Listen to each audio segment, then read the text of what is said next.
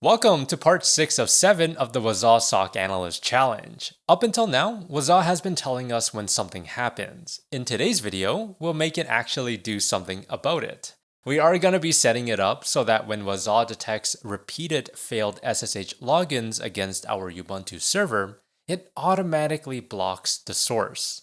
Let's get started. To get started, we want to head over to our Windows virtual machine, and we want to open up PowerShell. So I'm going to hold Shift, right click, and open PowerShell window here. What I'll do is SSH into my Ubuntu virtual machine, which is under 168.136.129. And from here, I am going to intentionally fail 3 times. That is 1, that is 2, and that is 3. So we get a permission denied. Now let's head over to our Wazuh dashboard. From here, I'll click on the hamburger icon, select Discover, and I'm going to change this to the last 15 minutes. Let's make sure that we filter for the MyD for Linux agent name. I'll go ahead and expand the first event, scroll down to the rule description, select the toggle column and table, and I just want to take a look at what are some of the rules that triggered. So we have a syslog, user missed the password more than one time. There's an SSH connection reset, authentication failed, and PAM user login failed. But there isn't anything that specifies like a brute force attempt. I mean, we do have a syslog right here where it says user missed the password more than one time. But what if I wanted to track, I don't know, say 3 failed logons and have that generate a single rule? Because currently, again, we don't have that. We have authentication failures, and 3 of them, in fact. So 1, 2, and 3. And they did happen pretty much within seconds of each other. But I do want to create a custom rule that says something along the lines of 3 failed SSH logons within, say, 5 or 2 minutes. So how do we do that? Well, I am going to head over to the hamburger icon, scroll down, and select Rules. I am going to open it up in a new tab. And then from here, I'll select Custom Rules. And we want to click into the local_rules.xml. And from here, I am going to paste in a rule that ChatGPT had created for me. Essentially, I used a prompt that says, create a rule where greater than or equal to 3 SSH login failures were observed. And this is pretty much what it gave me. I am going to paste all of this into the free community, so you can simply copy and paste it and test it for yourself. All right, so now let's go ahead and test it out. So I'll click on Save, and it says changes will not take effect until a reload is performed. Click on Reload, and while that's doing its thing, take a look at the description. It says multiple SSH login failures observed from the same source IP. And that's pretty much what I wanted to say. So if we happen to see 3 failed login attempts within 120 seconds, this custom rule should trigger. Going back over to our Discover, and instead of last 15 minutes, let's do last 5 minutes. And we have no results. Let's go and generate this one more time.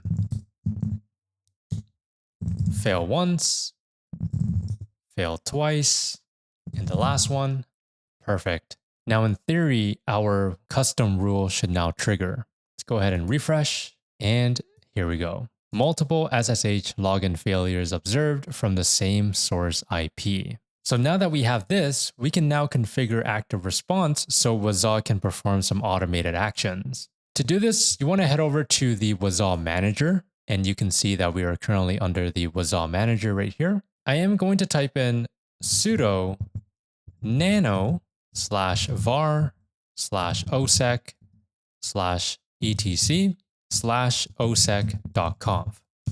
Type in the password, and here we go. From here, you want to scroll all the way down until we find the configuration related to active response. So this right here is file integrity monitoring, which is what we configured earlier. And eventually we get into active response. So this right here. Now take a look at the commands that are available. We have disable account, there's restart Wazuh, firewall drop, host deny, route null, win route null, and net sh. Now, if you're wondering what do these commands do, well, we can search out Wazuh and type in active response. So Wazuh does have some pretty decent documentation when it comes to active response. And if we click into the default active response scripts, we should see the disable account and the firewall drop and the other scripts that we saw earlier. So disable account, well, disables a user account. Firewall drop adds an IP address to the IP table's deny list. And firewall ddrop adds an IP address to the firewall ddrop list. And of course, there's many others down here. So I'll leave this link in the free community as well. That way, again, you just have all of the resources there. In our demo, we are going to be using the firewall drop active response script. So that is this one right here. To enable it, we simply need to scroll down just a bit and do make sure that we remove the arrow with the exclamation mark dash dash, because this right here is telling Wazuh that this is a comment. In other words, it's not going to work unless you either remove it or you simply create a new block either above or below it. But in my case, I'm simply just going to remove it just like so. And under the active response block here, I'm going to type in disabled no. And then I'm going to say command. This is going to be the firewall dash drop. And it has to match the script name, which is right here. So if I wanted to use something like host deny, then I need to make sure that I put in host dash deny. All right, so that is firewall drop. Let's close out the command. And for the location, I am going to say local. That is essentially telling Wazuh to run the script on the agent that generated the alert. So in other words, when this triggers, this firewall dash drop script is going to run on our Ubuntu server, because our Ubuntu server was the one responsible for generating that alert or generating that rule. The last thing that I'm going to do is type in the rules underscore ID. And then we want to specify the rule ID of our new custom rule. Go back into our Wazuh dashboard, and under our rule ID, we have 100, 101. And just to confirm, let's expand our multiple SSH login failures, and let's find our rule ID, which is this right here. And it is indeed 100, 101. So now I'll type that in, 100, 101. Go ahead and close out the rules underscore ID. And that's pretty much it. So just a quick recap, we said disabled is no. So that means active response is active. We're instructing the active response to run the firewall dash drop script. We are instructing it to run on the local agent. In other words, that agent that was responsible for generating that alert slash rule. Now, what rule are we talking about? We are talking about the 100, 101. All right. All we need to do is hold Control X, Y to save, and enter. Now let's go ahead and type in sudo systemctl restart wazuh-manager and hit enter. Once that is done, we can verify to see what is loaded. To do that, I am going to change into the root account, and the binary of interest is under the var osec bin, and it's called agent underscore control. If I hit enter without anything, this says control remote agents. And the dash capital L is going to list the available active response. So if I hit the up arrow and do a dash capital L, we can see that there is a response name called firewall dash drop. And that is the one that we just configured. All right, now let's do a quick proof of concept. So I am going to minimize our RDP session, and let's see if we can do it this way. I think this should be okay.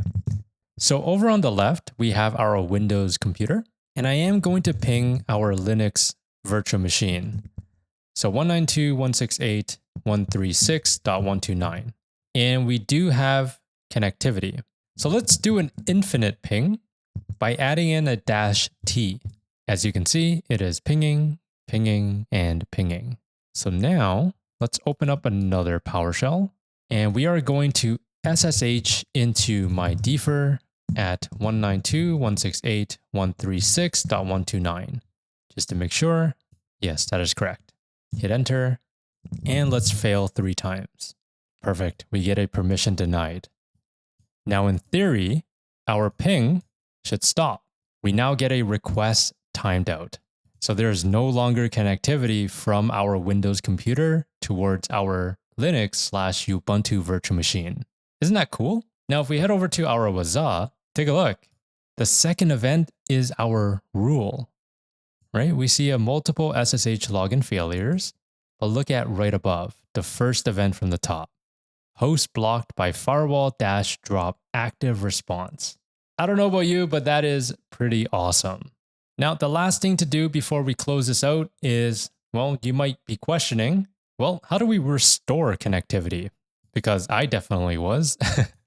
So in order to restore it, all you need to do is type in IP tables, but actually, you don't want to do it here because we are currently under the Wazuh server. You want to do this over on your Ubuntu virtual machine. So we can type in sudo IP tables -L -N -line -numbers. Type in our password, and here you go. So we can see that the input and forward has our Windows IP of 192.168.136.130 as drop. So to remove them, we simply type in sudo IP tables -D, and then we want to put in our chain. So in this case, input and forward.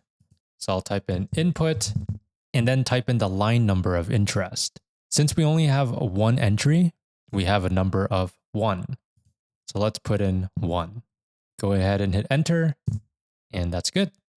Now, if we were to run the IP tables again, take a look under input.